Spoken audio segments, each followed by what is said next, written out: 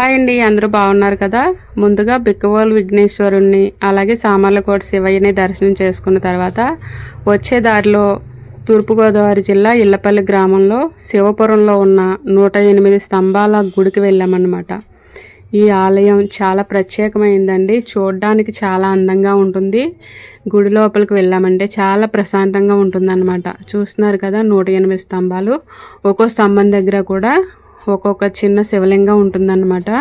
మీకు దగ్గరగా చూపిస్తాను చూడండి.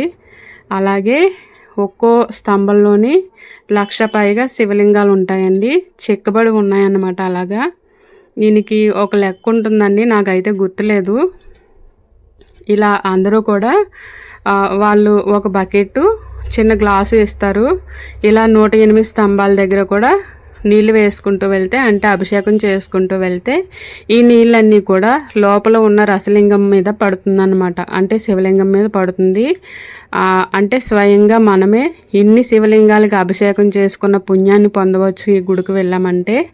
అందున కార్తీక మాసం కాబట్టి ఇంకా ఇంకా మంచిది. నార్మల్ డేస్లో అయినా వెళ్ళొచ్చండి, కానీ ఒక్కో మాసానికి ఒక్కో ప్రత్యేకత ఉన్నట్టు శివయ్యకి ప్రీతికరమైన మాసం కాబట్టి ఈ కార్తీక మాసంలో ఇలాంటి గుడుల్ని దర్శించుకుంటే చాలా మంచిది. లాస్ట్ ఇయర్ మేము వచ్చాము, అభిషేకం కూడా చేసుకున్నాము, కానీ ఈ వెంకటేశ్వర స్వామి దర్శనం అవ్వలేదని ఈ సంవత్సరం కూడా వచ్చాము. ఈ సంవత్సరం అయితే నేను ఇంకా ప్రతి స్తంభం దగ్గర అభిషేకం అయితే చేయలేకపోయాను. కొంచెం హెల్త్ బాగాలేదండి. ఆయన మళ్ళీ నా హెల్త్ బాగా చేయించిన తర్వాత, అంటే ఆయనే ఇస్తాడు శక్తి, ఆయన శక్తి ఇచ్చిన తర్వాత మళ్ళీ వెళ్ళి నేను అభిషేకం అయితే చేసుకుంటాను. ఇక భూగర్భ వెంకటేశ్వర స్వామి గుడికి అంటే కిందకి ఇలా వెళ్ళాలన్నమాట. టార్చ్ లైట్ వేసుకుని వెళ్ళండి, మొబైల్లోదని చెప్తారు, అక్కడ రాసి కూడా ఉంటుంది. ఇలా కిందకి వెళ్ళాక కొలిది కొంచెం దూరం వెళ్ళాక మనకి వెంకటేశ్వర స్వామి దర్శనం అయితే అవుతుందండి. చాలా ప్రశాంతంగా ఉంటుంది, చల్లగా కూడా ఉంటుందండి లోపల. మంచి ఎండలో వెళ్ళాము మేము. చాలా ఎండలు ఉన్నాయి కదా ఈ మధ్య, ఆ ఎండల్లో వెళ్ళాము. ఈ ఆలయాలన్నీ కూడా ఒక దారిలోనే ఉంటాయండి. ద్వారపూడి నుంచి ఇలా వెళ్ళేటప్పుడు స్టార్టింగ్లో ఇళ్లపల్లి తగులుతుంది, తర్వాత బిక్కవోలు, తర్వాత సామర్లకోట అనమాట. ఎవరైనా సరే అలా ప్లాన్ చేసుకుని వెళ్ళొచ్చు అనమాట. మేము బైక్ మీద వెళ్ళాం కాబట్టి చాలా ఫాస్ట్గా ఇవన్నీ కూడా దర్శనం చేసుకోగలిగాము. ఇంకా భూగర్భ వెంకటేశ్వర స్వామిని చూస్తున్నారు కదా, చాలా అందంగా ఉంటుందండి ఈ మూర్తి అయితేని. మనం ముట్టుకోకూడదన్నమాట, అద్దం ఉంటుంది, అద్దంలో నుంచి ఇలాగా స్వామిని వీడియో అయితే తీసాము. చాలా ప్రశాంతంగా స్వామివారు ఉంటారు ఇక్కడ. మనకు చూసిన కళ్ళకు కూడా ఎంతో ప్రశాంతంగా ఉంటుందండి. ఈ గుడికి ఇంకా ఎవరైనా వెళ్ళకపోతే కనుక వీలు చూసుకుని వెళ్ళారండి, చాలా మంచిది.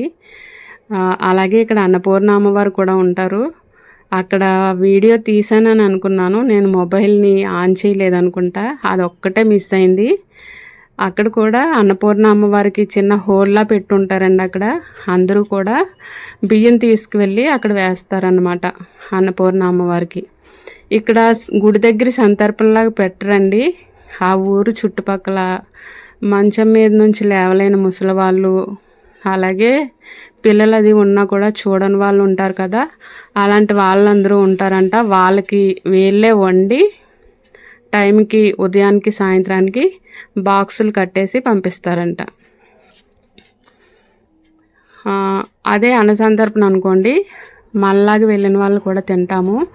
మనకి దేవుడిచ్చినంతలో పర్వాలేదు, మనం ఎక్కడైనా తినొచ్చు, కానీ వాళ్ళు తినలేరు కదా మంచాన పడ్డవాళ్ళు. అలాంటి వాళ్ళకి ఇవ్వడం అంటే ఈ గుడికి మరొక ప్రత్యేకత అని చెప్పొచ్చు అన్నమాట. చూస్తున్నారు కదా ఎంత బాగుందో గుడి. పక్కన ఒకరైతే మైక్లో స్వామివారి వేదమంత్రాలు చదువుతూ ఉన్నారు. శివాష్టోత్రం, బిల్వాష్టోత్రం ఇలాంటివన్నీ కూడా. స్టార్టింగ్లో విఘ్నేశ్వర స్వామి ఉంటారండి, తర్వాత శివయ్య ఉంటారనమాట. ఇది వరకు 100 స్తంభాల గుడి మేము వెళ్ళేసరికి ఈ గోడ అనేది అడ్డు ఉండేది కాదు, ఇప్పుడు అడ్డుగా కట్టారనమాట. ఇది వరకు స్తంభాల దగ్గర దర్శనం చేసుకుంటే ఆ నీళ్ళు శివయ్య మీద పడడం మనకు కనిపించేది. ఇప్పుడు ప్రత్యేకించి వస్తేనే కానీ, లోపలికి వస్తేనే కానీ కనిపించదు. కిందకు ఉంటారన్నమాట స్వామివారు. చూస్తున్నారు కదండి. మీరు బాగా చూస్తారు కదా, నేను కొంచెం స్లో మోషన్లో పెట్టాను వీడియో. ఈ లింగాన్ని రసలింగం అంటారంట. లాస్ట్ ఇయర్ వెళ్ళినప్పుడు చెప్పారు పురోహితులు. పైన ఉన్న తొడుగు వెండి అన్నమాట. వెండి అయినా కానీ తెల్లగా లేకుండా ఇలా గోల్డ్ కలర్లోకి అయిపోతుందంటండి. అంటే లోపల ఉన్న లింగం రసలింగం కాబట్టి అలా అయిపోతుందన్నమాట. అక్కడ ఉన్న బ్రాహ్మలు మారేడు తలంతో ఇలా ఇలా రుద్ది చూపిస్తారండి. మనకి రుద్దేసరికి ఆ పైన ఉన్న శివలింగం తొడుగు వెండి కలర్లోకి వచ్చేస్తుంది అనమాట. మళ్ళీ అభిషేకం నీళ్ళు పడేసరికి మళ్ళీ బంగారం కలర్లోకి వచ్చేస్తుందండి. అంటే ఆ మధ్యలో ఉన్న లింగం రసలింగం అన్నమాట. అందుకని అలా అవుతుందంట. స్వామివారు ఇక్కడ వెలిసి ఉన్నారని నిదర్శనం అన్నమాట. ఇలా 2 కలర్స్లో కనిపిస్తూ ఉంటారు. చాలామంది మూర్ఖులు దేవుడు ఎక్కడున్నాడు, దేవుడు ఉన్నాడా అని అంటూ ఉంటారు కదా. అలాంటి వాళ్ళని ఇలాంటి ప్రదేశాలకి, ఆలయాలకి తీసుకొచ్చి చూపిస్తే కొంచెం అర్థమవుతుందండి. దేవుడు అనేవాడు ఎక్కడ లేడో చెప్పండి, ప్రతి ఒక్క చోట ఉన్నాడు. మీలోనూ ఉన్నాడు, నాలోనే ఉన్నాడు, మన ఇంటి ప్రతి అణువణువున ఉంటాడు. మనం విగ్రహాన్నే చూడక్కర్లొద్దండి. మనసులో తలుచుకొని, కళ్ళు మూసుకొని మనసులో మన ఇష్టదైవాన్ని తలుచుకొని మన బాధ ఏంటనేది చెప్పుకునేసరికి మనకు కొంచెం ప్రశాంతత వచ్చేస్తుంది. ఆ బాధ తీరిగే మార్గం కూడా కనిపిస్తుందండి. దేవుని నమ్మిన వాళ్ళకి ఇవన్నీ అర్థమవుతాయి. ఇంకా బయట అయితే ఇలాగా నాగశిలలు ఉన్నాయి, అలాగే నవగ్రహాలు కూడా ఉన్నాయండి. గుడి ప్రదేశం అంతా కూడా చాలా బాగుంటుంది. మీరు అందరూ కూడా తప్పకుండా వీడియో పూర్తిగా చూసిన తర్వాత లైక్ చేసి అందరికీ కూడా షేర్ చేయండి. కార్తీక మాసం కావడం వలన ఇలా శివయ్యని అందరికీ దర్శనం చేయడం మీకు కూడా చాలా మంచి జరుగుతుందండి.